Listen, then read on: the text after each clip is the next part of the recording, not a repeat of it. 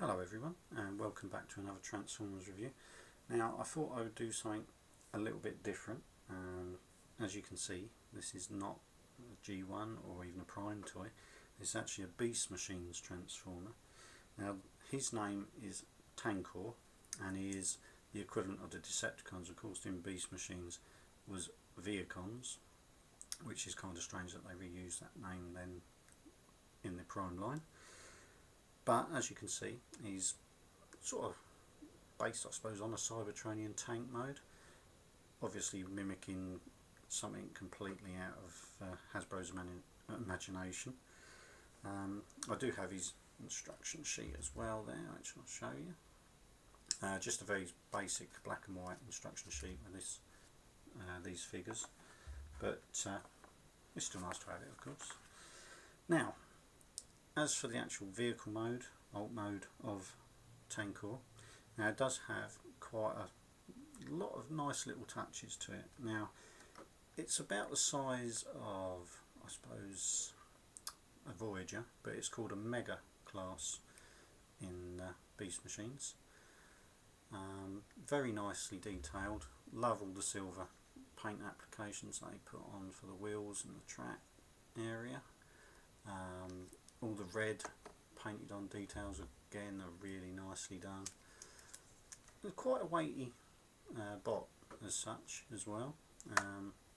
Obviously has a large gun which can be moved in all directions, and on the back you'll see this red nozzle. Now if I move that to the side, as you turn it, that will revolve the tank turret and in essence the gun as well. But also, if I bring it in, on the back of the turret is this square section. Now if you fold that down, it lets light in. And now if you look at the visor part on the tank, as in the cartoon, you can turn the knob, and before it will actually turn the turret, you can actually turn the eye, which is now glowing with light piping, and very good as well when you consider this is quite a dullish day on sort of doing this film on. It does give the eye movement. Now it's a bit like obviously the old Cylons in Battlestar Galactica, and also of course Knight Rider. But again, it's a lovely little touch that they bothered to engineer that into the turret. Now closing that back up, there are a couple of other little gizmos. Obviously the gun in itself, you've got the push button on the side, and if I bring that down, it should be able to launch the missile.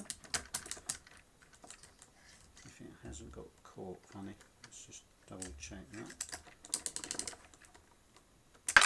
There you go. It's just in the wrong way. I'll give you a little closer look at the missile itself. Put my hand there to get it to focus. Not bad. You know, a reasonable sort of one, made to look like a laser blast. If we pop that back in. Now, another cool feature what this has, if you take this sort of semi-clear, semi-orange segment in the centre that's joined in the middle, now if you flip those up from underneath, you've got to unpeg them, and they sort of flip out on like a double hinging section inside. Try and get a closer look at that for you. You see it's on two little arms, and they hinge up and on top of the sides. You then, although it's done it on its own anyway, you can see these two black sections are pegged together. You swing those to the front, and now sort of just keeping it roughly in place on its own. You'll notice inside you've got some almost like circular saw blades there. Now as you run the tank along, and I think you'll be able to see it as I do it towards the camera, the blades turn round as they come towards you, so almost like it's going to run you over and cut you into pieces at the same time.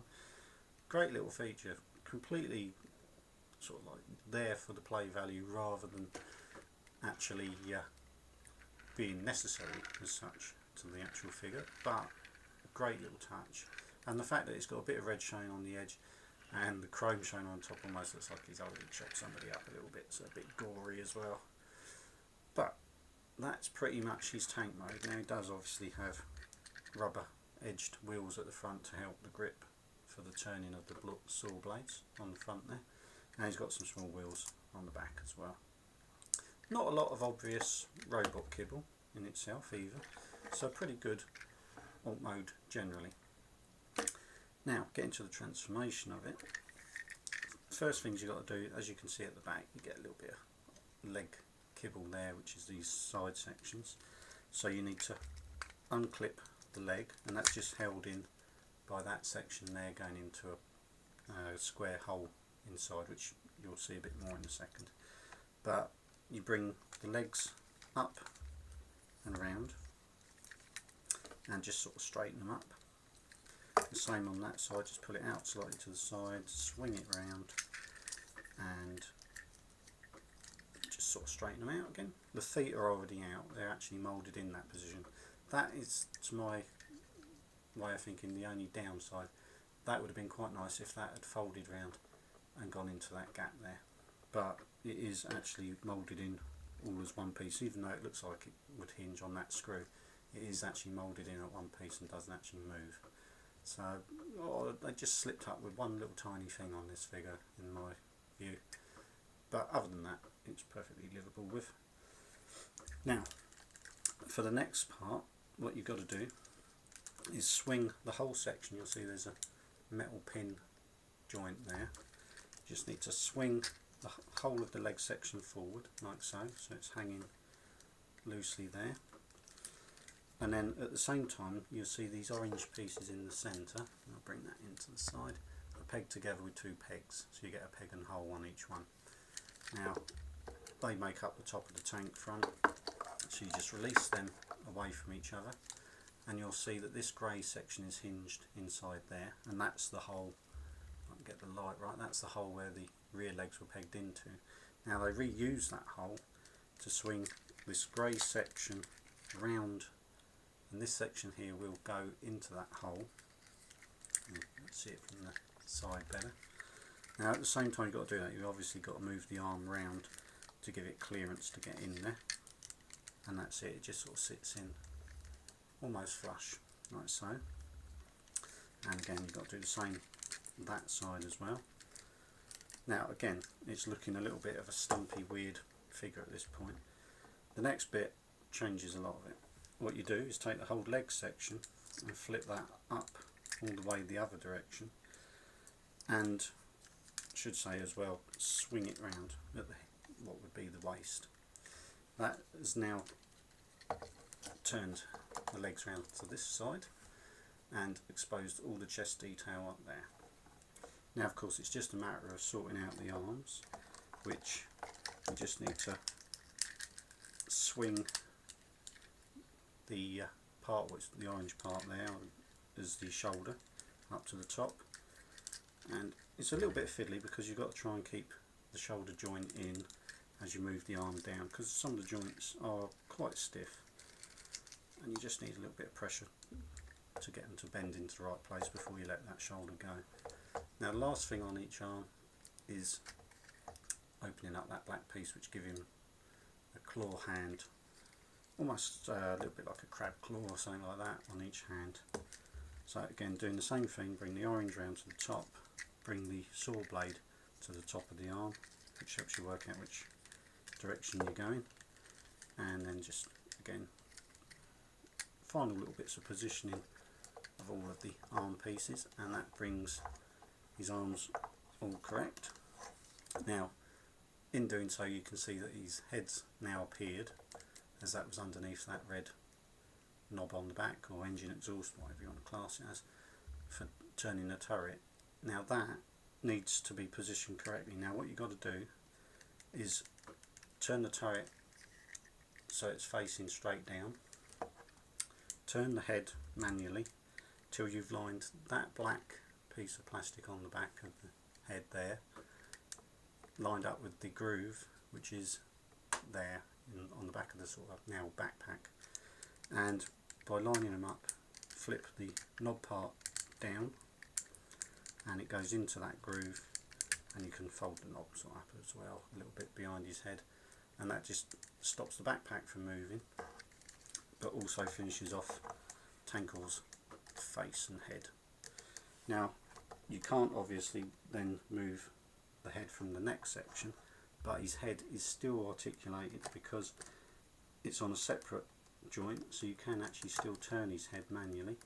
And even in this feature, if I move the camera up slightly, because now he's a bit taller, I bring that in, and as you can see, he's still got the glowing eye inside there as well. And you can even mimic some talking by just moving this black bit up and down as well. So again, lovely little features on what at first would appear to be a very basic toy. Now, at this point as well, I'll also show you another couple of little things what you can do, which of course is bring the tank barrel over the top to become shoulder cannon, and of course you can fire the missile from that position as well. But as with all of these Beast Machines vehicles and figures, they all had a spark crystal, which of course goes in with the storyline of the whole thing where Megatron had stolen all of the sparks from the Autobots on Cybertron. And of course, if you take this little red panel and flip it over, inside is revealed the spark chamber. So again, another lovely little touch, unnecessary in so much of what the toy needs, but a really nice detailed little feature. So that's pretty much Tankor reviewed. Although reasonably basic a figure, I'll try and get that to focus back for you. There we go. Although a reasonably basic figure, a really nicely detailed figure, with a lot of features considering his size. And as I say, at first you'd think, oh, a very basic toy in itself. There's actually got a lot of details to him, a lot of little gimmicks. Even in the arm mode, you can still manually turn those wheels and make the saw blades on his arm go round as well. So again, lovely little feature. So all round, I'd recommend him. Although Beast Machines is more of a niche Transformer line, I think it's well worth picking up yourself up a Tankor. Fits in fine anyway with all the other Transformers on the shelf if you're displaying your figures. So it doesn't stand out differently, and can also be a little bit one of those sort of army builder type bots you'd have out on your shelves. But yeah, that's pretty much Tankor reviewed. Hope you've enjoyed this review. It's a little bit different from doing one of my G1s or doing one of the more Armada or Energon line Transformers, or Prime of course now, and a movie. So many lines now, it's I wonder our brains haven't gone to a frazzle. But yeah, really good figure. I do recommend it. So if you see one going cheap, well worth picking up. Okay, well, I hope you've enjoyed this little review, and I shall see you again for another Transformers review. Thanks for watching.